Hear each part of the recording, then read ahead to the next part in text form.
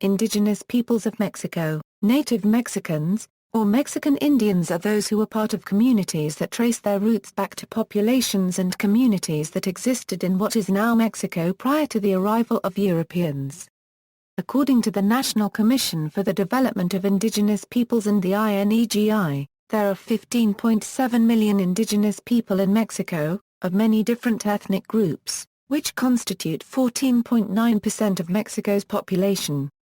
Definition: in the second article of its constitution, Mexico is defined as a pluricultural nation in recognition of the diverse ethnic groups that constitute it and where the indigenous peoples are the original foundation.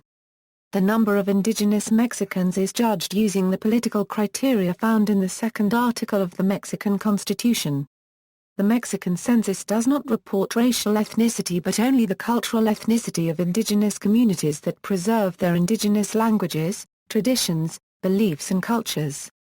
The category of indigene can be defined narrowly according to linguistic criteria including only persons that speak one of Mexico's 89 indigenous languages. This is the categorization used by the National Mexican Institute of Statistics. It can also be defined broadly to include all persons who self-identify as having an indigenous cultural background, whether or not they speak the language of the indigenous group they identify with.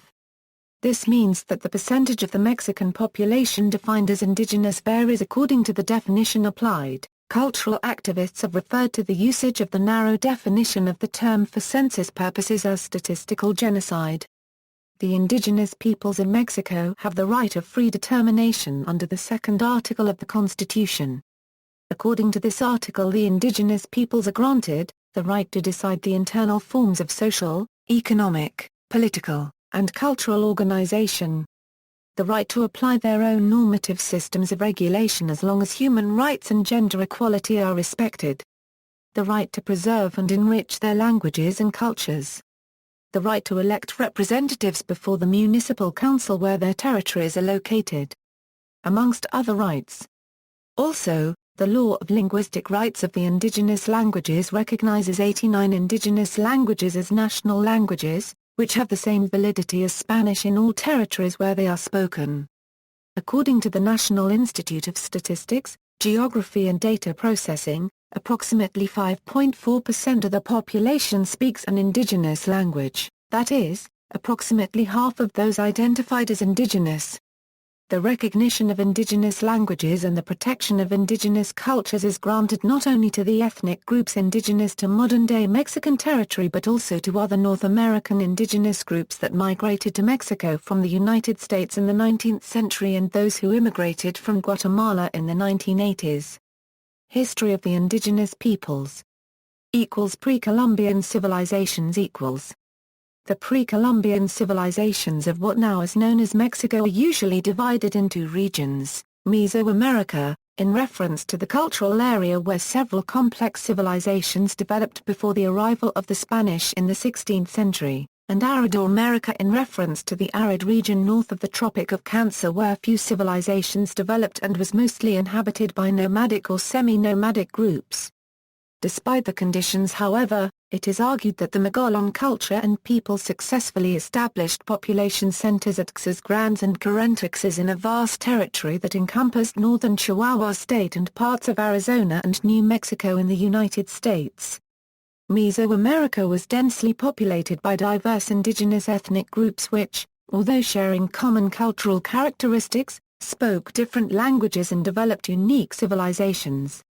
One of the most influential civilizations that developed in Mesoamerica was the Olmec civilization, sometimes referred to as the mother culture of Mesoamerica. The later civilization in Teotihuacan reached its peak around 600 AD, when the city became the sixth largest city in the world, whose cultural and theological systems influenced the Toltec and Aztec civilizations in later centuries. Evidence has been found on the existence of multiracial communities or neighborhoods in Teotihuacan. The Maya civilization, though also influenced by other Mesoamerican civilizations, developed a vast cultural region in southeast Mexico and northern Central America, while the Zapotec and Mixtec culture dominated the valley of Oaxaca, and the Pura Copyright Peca in western Mexico. Trade. There is common academic agreement that significant systems of trading existed between the cultures of Mesoamerica, Aridoamerica, and the Americas Southwest, and the architectural remains and artifacts share a commonality of knowledge attributed to this trade network. The route stretched far into Mesoamerica and reached as far north to ancient communities that included such population centers in the United States such as at Snaketown, Caco Canyon, and Ridge Ruin near Flagstaff. Colonial era equals. By the time of the arrival of the Spanish in central Mexico, many of the diverse ethnic civilizations were loosely joined under the Aztec Empire, the last Nama civilization to flourish in central Mexico. The capital of the empire, Tenochtitlan, became one of the largest urban centers in the world, with an estimated population of 350,000 inhabitants. During the conquest of the Aztec Empire, the Spanish conquistadors, vastly outnumbered by indigenous peoples, used the ethnic diversity of the country and exploited the discontentment of the subjugated groups, making important alliances with rivals of the Aztecs. While the alliances were decisive to the Europeans' victory, the indigenous peoples were soon subjugated by an equally impressive empire. However, as the Spanish consolidated their rule in what became the viceroyalty of New Spain, the crown recognized the indigenous nobility in Mesoamerica as nobles and kept the existing basic structure of indigenous city-states. Indigenous communities were incorporated as communities under Spanish rule and with the indigenous power structure largely intact. As part of the Spanish incorporation of indigenous into the colonial system, the friars taught indigenous scribes to write their languages in Latin letters so that there are a huge corpus of colonial-era documentation in Nahuatl language, Mixtec, Zapotec, and Yucatec Maya as well as others. Such a written tradition likely took hold because there was an existing tradition of pictorial writing found in many indigenous codices. Scholars have utilized the colonial-era alphabetic documentation in what is currently called the New Philology to illuminate the colonial experience of Mesoamerican peoples from their own viewpoints. Since Mesoamerican peoples had an existing requirement of labor duty and tribute in the pre-conquest era, Spaniards who were awarded the labor and tribute of particular communities in Encomienda could benefit financially. Indigenous officials in their communities were involved in maintaining this system. There was a precipitous decline in indigenous populations due to the spread of European diseases previously unknown in the New World. Pandemics wrought havoc, but indigenous communities recovered with fewer members. With contact between Europeans, the black slaves that they brought, and indigenous populations, there was intermingling of the groups, with mixed-race casters, particularly mestizos, becoming a component of Spanish cities and to a lesser extent indigenous communities. The Spanish legal structure formally separated what they called the República de Indios from the República de España plus or minus ols, the latter of which encompassed all those in the Hispanic sphere, Europeans, Africans, and mixed-race casters. Although in many ways indigenous peoples were marginalized in the colonial system, the paternalistic structure of colonial rule supported the continued existence and structure of indigenous communities. The Spanish crown recognized the existing ruling group, gave protection to the land holdings of indigenous communities, and communities and individuals had access to the Spanish legal system. In practice in central Mexico this meant that until the 19th century liberal reform that eliminated the corporate status of indigenous communities had a protected status. Although the crown recognized the political structures and the ruling elites in the civil sphere, in the religious sphere indigenous men were banned from the Christian priesthood, following an early Franciscan experiment that included Fray Bernardino de Sahagún at the Colegio de Santa Cruz Tlatelolco to train such a group. Mendicants of the Franciscan, Dominican, and Augustinian orders initially evangelized indigenous in their own communities in what is often called the spiritual conquest. Later on the northern frontiers where nomadic indigenous groups had no fixed settlements, the Spanish created missions and settled indigenous populations in these complexes. The Jesuits were prominent in this enterprise until their expulsion from Spanish America in 1767. Catholicism with particular local aspects was the only permissible religion in the colonial era.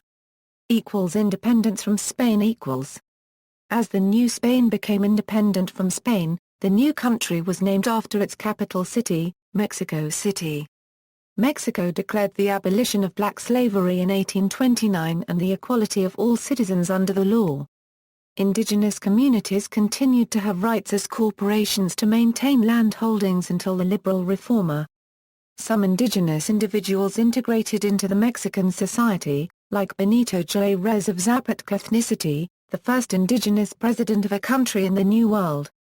As a political liberal, however, Juárez supported the removal of protections of indigenous community corporate land holding. 20th century The greatest change came about as a result of the Mexican Revolution, a violent social and cultural movement that defined 20th century Mexico. The revolution produced a national sentiment that the indigenous peoples were the foundation of Mexican society. Several prominent artists promoted the indigenous sentiment of the country, including Frida Kahlo and Diego Rivera. Throughout the 20th century, the government established bilingual education in certain indigenous communities and published free bilingual textbooks. Some states of the Federation appropriated an indigenous inheritance in order to reinforce their identity. In spite of the official recognition of the indigenous peoples, the economic underdevelopment of the communities, accentuated by the crises of the 1980s and 1990s, has not allowed for the social and cultural development of most indigenous communities. Thousands of indigenous Mexicans have emigrated to urban centers in Mexico as well as in the United States. In Los Angeles, for example, the Mexican government has established electronic access to some of the consular services provided in Spanish as well as Zapotecan and Mixteco. Some of the Maya peoples of Chiapas have revolted, demanding better social and economic opportunities, requests voiced by the EZLN. The Chiapas conflict of 1994 led to collaboration between the Mexican government and the Zapatista Army of National Liberation, an indigenous political group. This large movement generated international media attention and united many indigenous groups. In 1996 the San Andrés Copyright La Rainza records were negotiated between the Zapatista Army of National Liberation and the Mexican government. The San Andrés Accords were the first time that indigenous rights were acknowledged by the Mexican government. The government has made certain legislative changes to promote the development of the rural and indigenous communities and the preservation and promotion of their languages.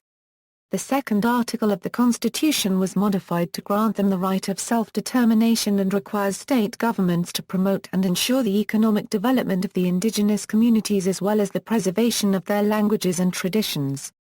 Rights of indigenous peoples. List of rights. The Spanish Crown had legal protections of indigenous as individuals as well as their communities, including establishing a separate general Indian court. The mid-19th century liberal reform removed those, so that there was equality of individuals before Mexican law.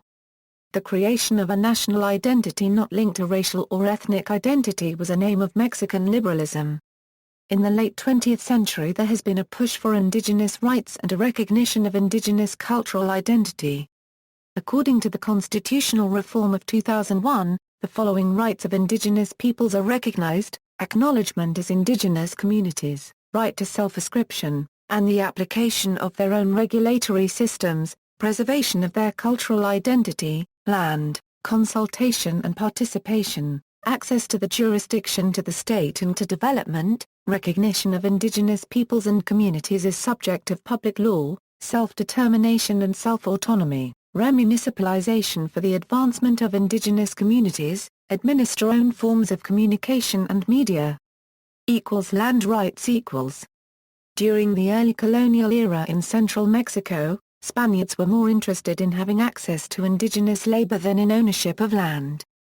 The institution of the encomienda, a crown grant of the labor of particular indigenous communities to individuals, was a key element of the imposition of Spanish rule, with the land tenure of indigenous communities continuing largely in its pre-conquest form. The Spanish crown initially kept intact the indigenous socio-political system of local rulers and land tenure, with the Spanish conquest of the Aztec Empire eliminating the superstructure of rule, replacing it with Spanish. The crown had several concerns about the encomienda. First was that the holders of encomiendas, called encomenderos, were becoming too powerful, essentially a seigneurial group that might challenge crown power as shown in the conspiracy by conqueror Herna en Corte copyright S's legitimate son and heir. Second was that the encomenderos were monopolizing indigenous labor to the exclusion of newly arriving Spaniards. And third, the Crown was concerned about the damage to the indigenous vassals of the Crown and their communities by the institution. Through the new laws of 1542, the Crown sought to phase out the encomienda and replace it with another Crown mechanism of forced indigenous labor, known as the repartimiento.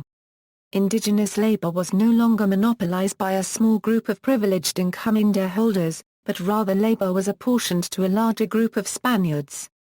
Natives performed low-paid or underpaid labor for a certain number of weeks or months on Spanish enterprises. The land of indigenous peoples is used for material reasons as well as spiritual reasons. Religious, cultural, social, spiritual, and other events relating to their identity are also tied to the land. Indigenous people use collective property so that the aforementioned services that the land provides are available to the entire community and future generations. This was a stark contrast to the viewpoints of colonists that saw the land purely in an economic way where land could be transferred between individuals. Once the land of the indigenous people and therefore their livelihood was taken from them, they became dependent on those that had land and power. Additionally, the spiritual services that the land provided were no longer available and caused a deterioration of indigenous groups and cultures. Colonial era racial categories and post-independence the Spanish legal system divided racial groups into two basic categories, the República de España plus or minus ols, consisting of all non-indigenous but initially white Spaniards and black Africans, and the República de Indios. As there was greater intermixture and resulting offspring, a more formal casta system came into place, with specific terms for different racial mixtures. This system gave more political and social power to Spaniards so that indigenous people and blacks could be kept in lower positions.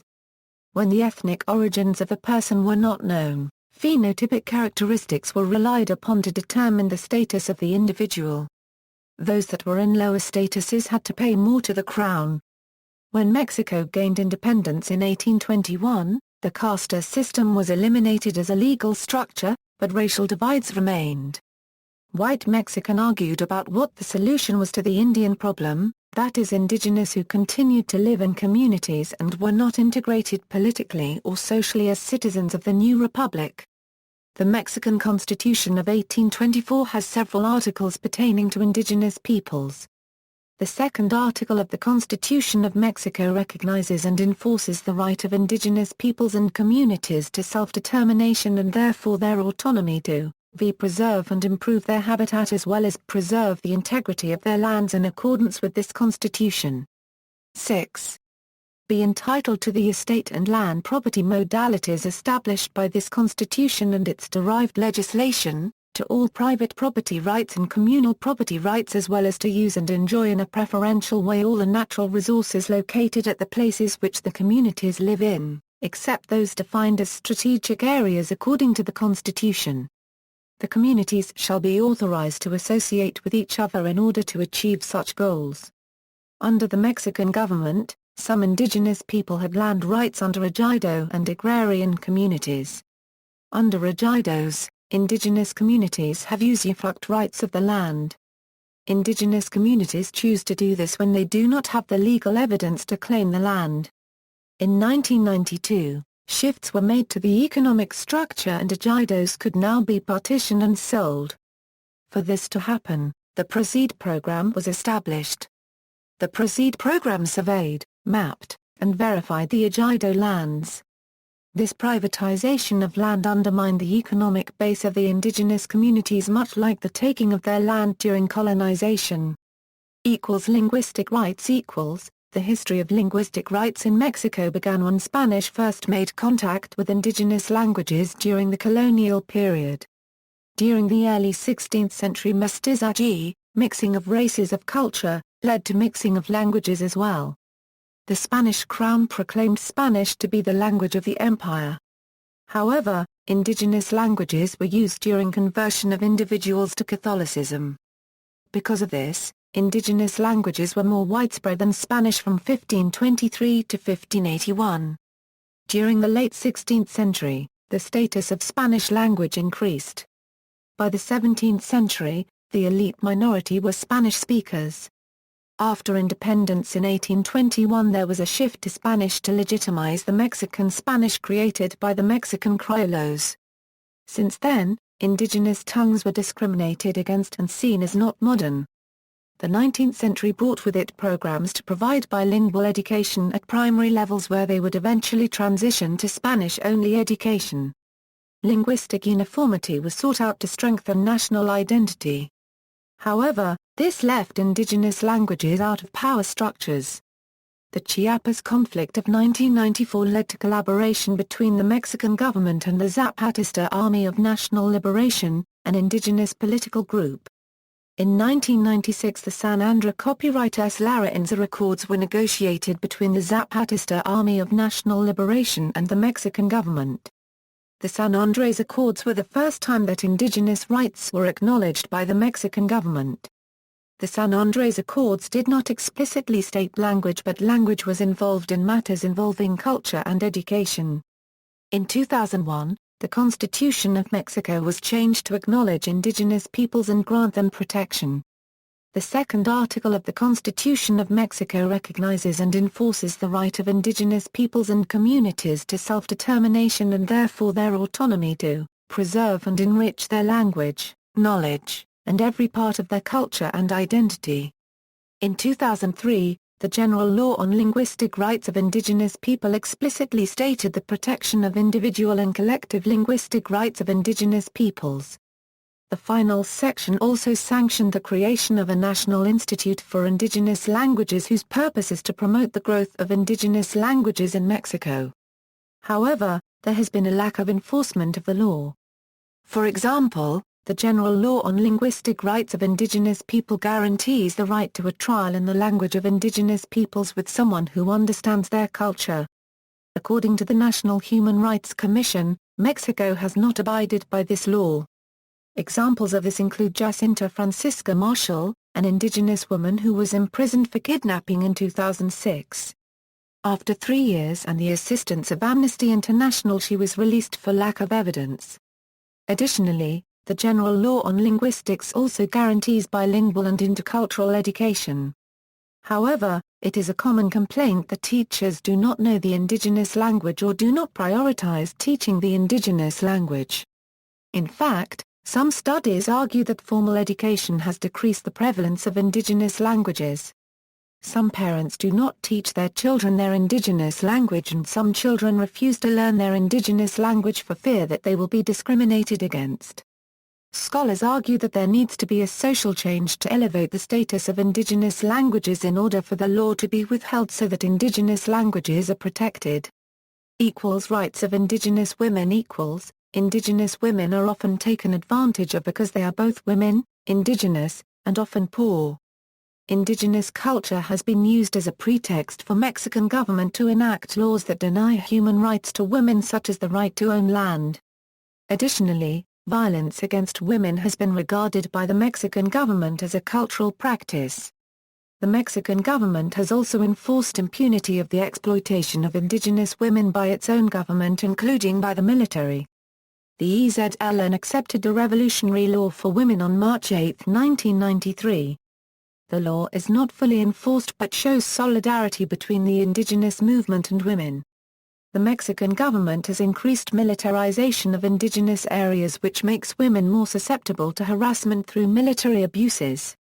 Indigenous women are currently forming many organizations to support each other and better their position in society and to gain financial independence. Indigenous women use national and international legislation to support their claims that go against cultural norms such as domestic violence. Reproductive justice is also an important issue to indigenous communities because there is a lack of development in these areas so there is less access to maternal care.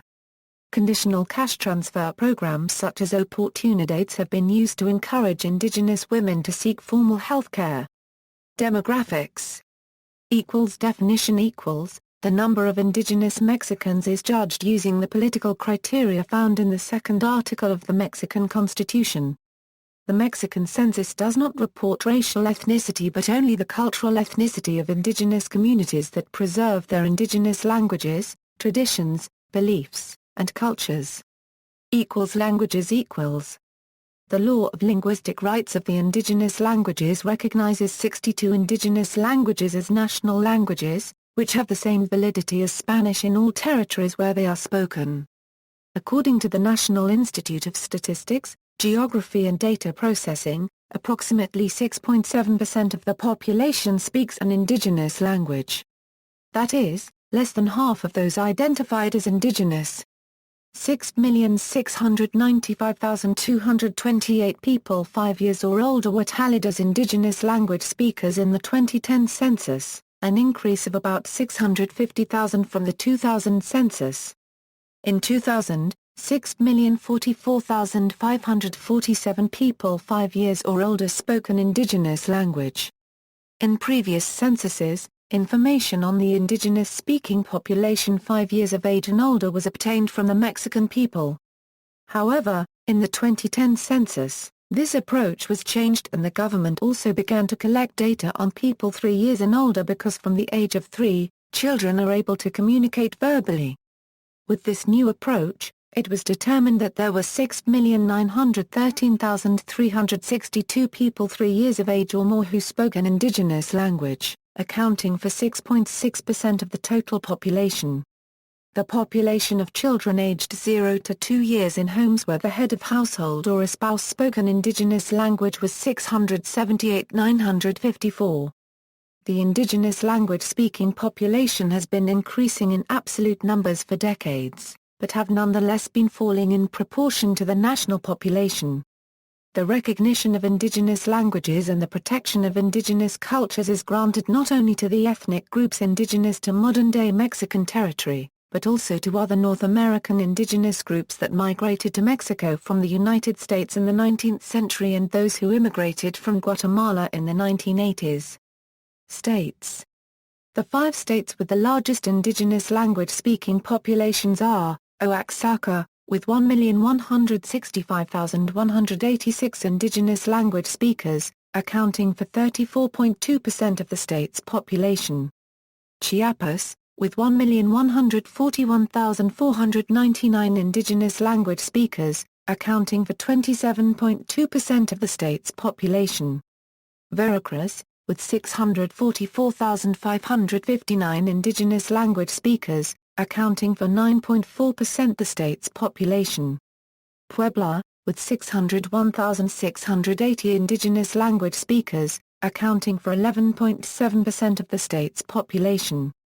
And Yucatán, with 537,516 indigenous language speakers, accounting for 30.3% of the state's population. These 5 states accounted for 61.1% of all indigenous language speakers in Mexico. Most indigenous Mexicans do not speak their own languages, and speak only Spanish. This is reflected in these 5 states' populations. Although Oaxaca, Chiapas, Veracruz, Puebla, and Yucatán have 34.2%, 27.2%, 9.4%, 11.7%, and 30.3% of their populations speaking an indigenous language, these states' indigenous populations are 58%, 32.7%, 19.9%, 25.2%, 62.7% respectively. Population statistics equals. According to the National Commission for the Development of the Indigenous Peoples, there are 15,700,000 indigenous people reported in Mexico in 2010, which constitute 14.9% of the population in the country. Most indigenous communities have a degree of financial, political autonomy under the legislation of usos y costumbres, which allows them to regulate internal issues under customary law. The absolute indigenous population is growing, but at a slower rate than the rest of the population, so that the percentage of indigenous peoples is nonetheless falling. Indigenous peoples are more likely to live in more rural areas than the Mexican average, but many do reside in urban or suburban areas, particularly in the central states of Mexico, Puebla, Tlaxcala, the Federal District and the Yucatan Peninsula. According to the CDI, the states with the greatest percentage of indigenous population are, Yucatan, with 62.7%, Quintana Roo with 33.8% and Campeche with 32% of the population being indigenous, most of them Maya. Oaxaca with 58% of the population, the most numerous groups being the Mixtec and Zapotec peoples. Chiapas has 32.7%, the majority being Tzeltal and Tzel Maya. Hidalgo with 30.1%, the majority being Otomi.